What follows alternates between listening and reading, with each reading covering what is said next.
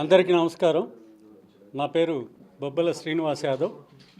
నేను నెల్లూరు రూరల్ నియోజకవర్గంలోని 37వ డివిజన్ కార్పొరేటర్ని మరియు వైఎస్ఆర్సీపీ నగరాధ్యక్షుడిని. ఈరోజు నేను వైసీపీ పార్టీ నుంచి టీడీపీలో చేరుతున్నాను. మంత్రి నారాయణ గారి సమక్షంలో. ఇంకా మాకు కొద్ది కాలమే ఉంది, 11 నెలలే ఉంది. ఇప్పటి వరకు అభివృద్ధి జరగడం చాలా తక్కువగా ఉంది. ఈ 11 నెలల్లో ఆ డివిజన్ అయితేనేమి, టౌన్లో అభివృద్ధి చేసుకోవాలనే ఉద్దేశంతో మంత్రి నారాయణ గారి తోడ్పాటుతో, అలాగే రూరల్ నియోజకవర్గ ఎమ్మెల్యే శ్రీ కోటంరెడ్డి శ్రీధర్ రెడ్డి గారి తోడ్పాటుతో అభివృద్ధి చేసుకోవాలనే ఉద్దేశంతో మంత్రి గారి సమక్షంలో ఈరోజు టీడీపీలో చేరడం జరుగుతోంది. మంత్రి గారు గతంలో నాకు ఏ పార్టీ అయినా కూడా, నేను వైసీపీలో ఉన్నా నాకు పర్సనల్గా నాకు సహాయం చేశారు. అయినా ఎప్పుడు పార్టీలో చేరండి అని ఎప్పుడు నన్ను అడిగింది లేదు. ఈరోజు కూడా నేను స్వచ్ఛందంగా వచ్చి ఈ పార్టీలో చేరుతున్నా. దీనిలో ఎవరి ప్రోద్బలం లేదు. Thank you very much.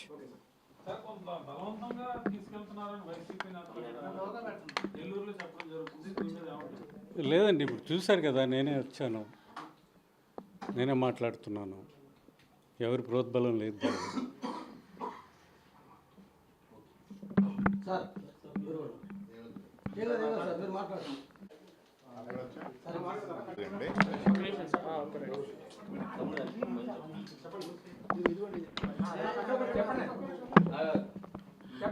ఏదైతే ఇప్పుడు నెల్లూరులో మేయర్ శ్రవంతి గారు ఉన్నారు, మేయర్ శ్రవంతి గారు ఏదైతే మేయర్గా మాకు నెల్లూరు కార్పొరేషన్లో ఉన్నారో, ఆమె వైసీపీలో గెలిచినటువంటి మేయర్. వైసీపీలో అందరూ కూడా కార్పొరేషన్ కూడా గెలిచారు. అప్పుడున్నటువంటి నగరానికి సంబంధించి ఒక ఎమ్మెల్యే ఉన్నారు వైసీపీలో, రూరల్లో కూడా ఒక ఎమ్మెల్యే ఉన్నారు. కానీ ఈనాడు ఆమెను ఒక మేయర్గా ట్రీట్ చేయకుండా, నగరానికి చెందినటువంటి ఎమ్మెల్యే ఏ రోజు కూడా ఆమెను నగరంలోకి తీసుకురాకుండా బాయ్కాట్ చేయడం జరిగింది ఒక ఎస్టీ మహిళని. అదేవిధంగా రూరల్ కాన్స్టిట్యున్సీ వరకే తిరగడం జరిగింది ఆవిడ. సో ఏదైనా ఆమె కూడా మేయర్గా ఇప్పుడు కూడా అక్కడ ప్రవర్తించిన విధానం లేదు అక్కడ.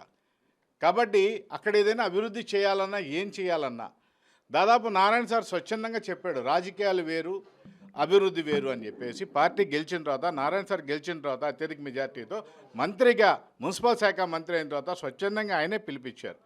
ఎవరైనా కానీ, ఏ పార్టీలో ఉన్నా కానీ అన్నీ వద్దు, రాజకీయాలు వద్దు, రాజకీయాలు అయిపోయింది.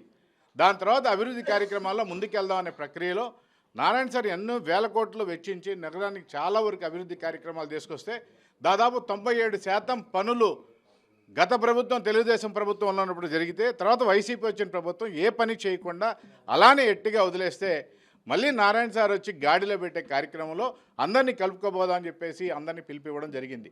కానీ సహకారం లేదు, పట్టించుకోవడంలా, రావట్లా. ఈ పరిస్థితుల్లో కార్పొరేటర్లు స్వచ్ఛందంగా వాళ్ళకై వాళ్లే వచ్చేసి నారాయణ సార్తో కనీసం కలిసి పనిచేసినట్లయితే, ఈనాడు ఏదైతే అసంపూర్తిగా ఉన్నాయో ఆ పనులన్నీ చేసినట్లయితే వాళ్ళకు కూడా మళ్ళీ ఒక కార్పొరేటర్గా గెలిచినందుకు సంతోషంగా ఉంటుందనే ఉద్దేశంతో వాళ్ళు స్వచ్ఛందంగా వస్తూ ఉంటే, మళ్ళీ దీనిలో విషపూరితమైన ప్రచారం ఎవరో తెలుగుదేశం వాళ్ళు ఎవరెవరో తీసుకెళ్ళిపోతున్నారు. ఉదాహరణకి ఈరోజు శ్రీనివాస్ యాదవ్ గారు వచ్చారు ఇక్కడికి.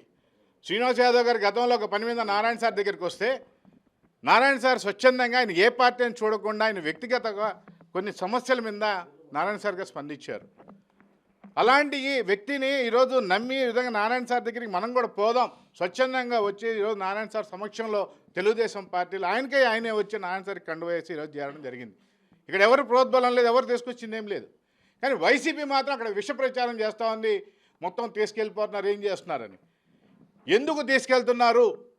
9 నెలలు 10 నెలలు ఉంటే అభివృద్ధి కార్యక్రమానికి మాత్రమే మీలాంటి పనికి మాలిన ఏదైతే ఉందో మీరు చేయకుండా ఉన్నారో దాన్ని పక్కన పెట్టి పనికొచ్చే కార్యక్రమం చేయడానికి మాత్రమే ఈరోజు కార్పొరేటర్లు ముందుకు వచ్చి ఈరోజు మార్చుకునే ప్రక్రియ చేస్తున్నారు.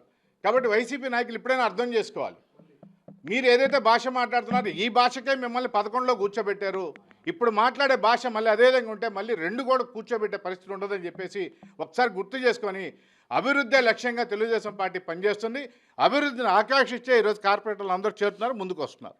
శ్రీనివాస్ గారు, ఇప్పుడు మీరు జాయిన్ అయిన తర్వాత మొత్తం వైసీపీ ఖాళీ అయినట్టుగా నెల్లూరు అధ్యక్షుడిగా ఉన్నారు, మళ్ళీ కార్పొరేటర్లు మొత్తం కూడా మీరే ఉన్నారు కాబట్టి ఎలా ఉండబోతుంది రేపు జరగబోయేటువంటి ఎన్నిక?